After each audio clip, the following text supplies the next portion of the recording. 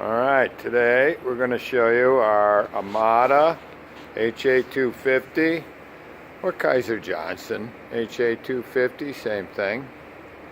We brought it in, painted it, went through the saw, repaired it as needed. We took the main lift cylinder out and had it rebuilt, and around back here we had to take the feed cylinder out. It's underneath the orange cover here, and have that rebuilt. This is a metal cutting bandsaw, but we didn't have a new blade, so we throw wood in there and cut it, but no problem. And all right, Dave, fire it up. We'll show you how it works in automatic. Hydraulics don't come on until you push the button, huh? Nice and quiet.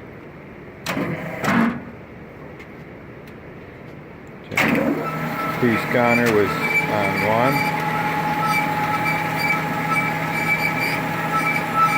Rapids down until it's that. You got it pretty wide open on the feed. The feed selector here. The chart's all readable. Good shape. It's your parts counter. Cycle counter.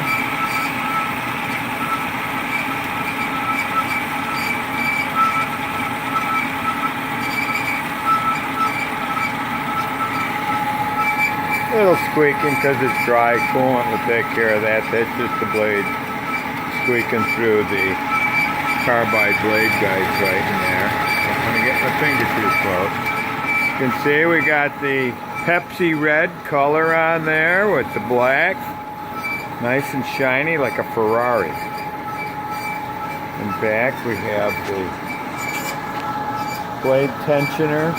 There's a ratcheting stop here to give you the proper blade tension. You have the cylinders with the quick ratcheting release. You got the vertical guides for your material. See the motor running. We have a cover for that motor. We would never ship it with that open. It was just bent and we wanted to bang it out before we put it back on.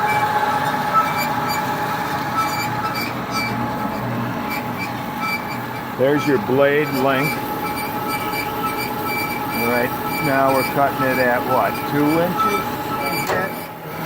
There's done cutting it. Now it's going to feed it. 2.13 inches. I'd measure it, but it's just wood. But it is accurate. Welcome to come out with your own piece. Thanks for viewing our Amada HA-250. It's also a variable speed machine. Just turn the dial. Have a nice day.